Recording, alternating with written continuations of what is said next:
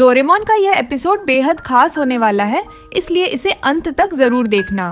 अगर आपको यह एपिसोड पसंद आए तो वीडियो को लाइक करें और चैनल को सब्सक्राइब करना न भूलें।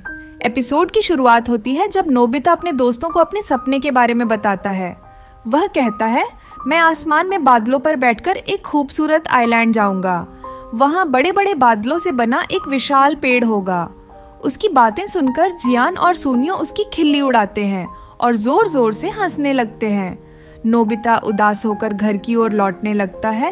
तभी शिजुका उसे रोकती है और कहती है, मुझे तुम्हारा सपना बहुत प्यारा लगा। सचमुच ये एक बेहतरीन ख्याल है। शिजुका की बातों से नोबिता के चेहरे पर मुस्कान आ जाती है। इसके बाद वे दोनों डोरेमोन के पास जाते हैं। नोबिता डोरेमोन को अपना सपना बताता है और उससे मदद मांगता है। डोरेमोन मुस्कुराते हुए अपने पॉकेट से गैजेट्स निकालता है। वह उन गैजेट्स की मदद से एक उड़ने वाला बादल तैयार करता है। इसे देखकर नोबिता और शिजुका बेहद खुश हो जाते हैं। डोरेमोन की मदद से वे तीनों मिलकर 2 और बादल बनाते हैं। फिर सभी अपने अपने बादलों पर बैठकर ऊंचाई पर उड़ने लगते हैं। थोड़ी देर में वे बादलों के ऊपर पहुंच जाते हैं। वहां पहुंचकर नोबिता कहता है, चलो यहीं पर हम अपना आइलैंड बनाएंगे। डोरेमोन दोबारा अपने गैजेट्स का इस्तेमाल करता है और एक सुंदर आइलैंड बना देता है। आइलैंड पर पहुंचकर नोबिता लेटकर आराम करता है। तभी उसके दिमाग में एक नया विचार आता है। वह कहता है, क्यों ना हम यहाँ एक पार्क भी बना लें। डोरेमोन और शिजुका को भी यह विचार पसंद आता है। वे लोग मिलकर अपने आइलैंड पर एक खूबसूरत पार्क बना देते हैं। इसके बाद वे वापस नीचे आते हैं। नीचे आकर उनकी नजर जियान और सुनियो पर पड़ती है, जो जमीन पर प्लेन उड़ाने की कोशिश कर रहे होते हैं। नोबिता उन्हें ऊपर से आवाज देता है। जियान और सुनियो जब ऊपर देखते हैं तो हैरान रह जाते हैं। वे नोबिता को देखकर चिढ़ाते हैं, लेकिन नोबिता उन पर ध्यान नहीं देता।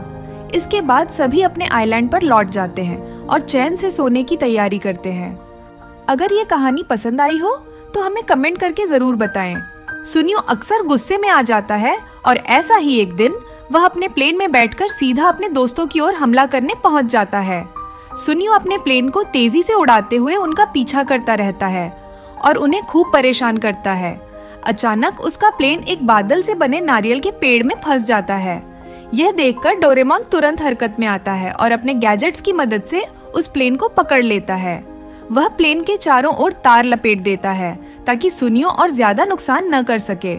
नीचे खड़ा सुनियो रिमोट से अपने प्लेन को कंट्रोल करने की कोशिश करता है, लेकिन वह उसका कहना नहीं मानता।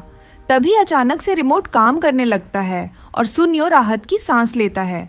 लेकिन तभी सब देखते हैं कि एक विशाल डायनासोर उनकी तरफ बढ़ रहा है। दरअसल यह डोरेमोन की शरारत थी, जिसने बादलों से डायनासोर बना दिया था। डायनासोर देखकर सुनियो डर जाता है और भाग खड़ा होता है। कहानी की शुरुआत सुनियो के घर से होती है, जहां जियान, शिजुका, नोबिता और डोरेमोन बैठे ओहकयामा कास्टल देख रहे होते हैं। यह कास्टल प्राचीन समय का होता है। सब ये सोचते हैं कि काश वे वहां जाकर देख पाते। तभी सुनियो डोरेमोन से कहता है, मुझे अपनी जिंदगी में एक बार उस कास्टल में जाकर राजा बनना है। डोरेमोन यह सुनकर अपनी पॉकेट से एक गैजेट निकालता है, जिससे वे उस समय का कास्टल बना सकते हैं। हालांकि वह बताता है कि इसके लिए एक बड़े इलाके की जरूरत होगी। सब लोग पास की पहाड़ी पर जाते हैं और वहां डोरेमोन ड्रेसअप कैमरा की मदद से सबके कपड़े बदल देता है, ताकि वे उस समय के राजा रानी जैसे लगे। फिर डोरेमोन एक मैप दिखाता है और कहता है कि इसी नक्शे के आधार पर हमें कास्टल बनाना होगा। सब काम में लग जाते हैं और डोरेमोन अपनी तकनीक से उनकी मदद करता है। सुनियो तो खुद को असली राजा मानने लगता है और खूब मजे करता है। सुनियो कास्टल बनाने में बहुत रुचि ले रहा था, लेकिन काम में किसी की मदद नहीं करता था। वह चाहता था कि सब उसकी बात माने और कास्टल उसकी योजना के मुताबिक बनाए। जब बाकी लोग उसकी बात नहीं मानते और अपने तरीके से काम करना शुरू करते हैं, तो सुनियो गुस्से में चिल्लाने लगता है। फिर भी वे लोग अपने तरीके से कास्टल बनाना जारी रखते हैं। तभी सुनियो के दिमाग में एक नया विचार आता है। वह डोरेमोन से कहता है, हम ऐसा कास्टल बनाएंगे जिसमें अगर कोई दुश्मन चोरी छिपे घुसने की कोशिश करे तो वह खुद ही हथियारों और जाल में फंस जाए। उसकी बात सुनकर डोरेमोन उसकी योजना में मदद करने लगता है। कास्टल आधा बन चुका होता है। इस बीच जियान और नोबिता कास्टल की स्लाइड पर खेलने लगते हैं और शिजुका वहां फूल लगाने में जुट जाती है। यह देखकर सुनियो एक बार फिर गुस्से में उन पर चिल्लाता है, लेकिन जियान, नोबिता और शिजुका उसकी बातों की परवाह किए बिना आराम से बैठकर नाश्ता करते हैं और सुनियो के बारे में चर्चा करने लगते हैं। वे कहते हैं सुनियो इस कास्टल को बनाने को लेकर बहुत सीरियस है। उधर डोरेमोन और सुनियो कास्टल के अंदर घुसने की कोशिश करते हैं, लेकिन खुद ही जाल में फंस जाते हैं। वे इस बारे में बात कर ही रहे होते हैं कि अचानक भूकंप जैसा महसूस होता है।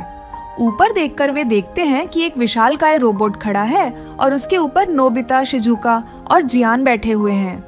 इसके बाद सीन बदलती है और हम देखते हैं कि डोरेमोन और सुनियो कास्टल में घूम रहे हैं। तभी उन्हें पता चलता है कि नोबिता ड्रैगन के मुंह जैसी मूर्ति के अंदर सो रहा है। यह देखकर सुनियो उसे डांटने लगता है। तभी शिजुका उन्हें बुलाती है और कहती है, यहाँ आकर देखो। जैसे ही वे ऊपर जाते हैं, वहाँ एक विशाल बादल दिखाई देता है। यह देखकर सब खुश हो जाते हैं, लेकिन सुनियो गुस्से में आ जाता है। वह कहता है, मुझे ऐसा कास्टल चाहिए था जिसमें दुश्मन फंस जाएं, लेकिन तुम लोगों ने इसे एक होटल बना दिया है। आखिर में सीन फिर बदलती है। डोरेमोन और सुनियो इस बार मिलकर अपनी योजना के मुताबिक एक ऐसा कास्टल बना लेते हैं जैसा सुनियो चाहता था, सुरक्षित, शक्तिशाली और पूरी तरह तैयार। कास्टल बनकर तैयार हो जाता है और सभी उसे देखकर बहुत खुश होते हैं। यह कास्टल इतना ऊंचा होता है कि वहां से पूरा टोक्यो शहर दिखाई देता है।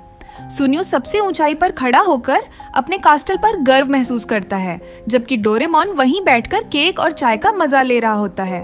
तभी सुनियो कहता है, अब मैं किसी से भी फाइट करने के लिए पूरी तरह तैयार हूँ। जियान उसे चिढ़ाते हुए पूछता है, आखिर तुम लड़ाई करना किससे चाहते हो? इस पर नोबिता हंसते हुए कहता है, शायद ये अपनी माँ और टीचर से लड़ने की बात कर रहा है। ये सुनकर सुनियो गुस्से में चिल्लाने लगता है, लेकिन इस बार जियान भी नाराज हो जाता है और सुनियो से बहस करने लगता है। उधर डोरेमोन अपनी चाय और केक का आनंद ले रहा होता है, लेकिन तभी एक चूहा उसके पास आ जाता है। चूहे को देखते ही डोरेमोन डर के मारे सीधे कास्टल से नीचे कूद जाता है, लेकिन चूहा उसका पीछा करने लगता है। जैसे ही डोरेमोन बचने की कोशिश करता है और चूहे उसकी ओर बढ़ते जाते हैं, जल्द ही चूहे के जैसे और भी कई चूहे आ जाते हैं और डोरेमोन को चारों ओर से घेर लेते हैं। घबराहट में डोरेमोन अपना सबसे शक्तिशाली गैजेट निकालता है और चूहों को भगाने के लिए उसे इस्तेमाल करता है, लेकिन गलती से उस गैजेट की ताकत कास्टल की ओर भी चली जाती है, जिससे पूरा कास्टल ढह जाता है। कास्टल टूटने से सुनियो का सपना अधूरा रह जाता है। सब मलबे के बीच खड़े एक दूसरे को देखते हैं और डोरेमोन चुपचाप वहां से खिसकने की कोशिश करता है। इस मजेदार और अजीब घटनाक्रम के साथ यह एपिसोड खत्म हो जाता है। अगर आपको यह एपिसोड पसंद आया हो तो वीडियो को लाइक करें, अपने दोस्तों के साथ शेयर करें और चैनल को सब्सक्राइब करना न भूलें। ऐसे ही मजेदार एपिसोड्स के लिए जुड़े रहें। धन्यवाद।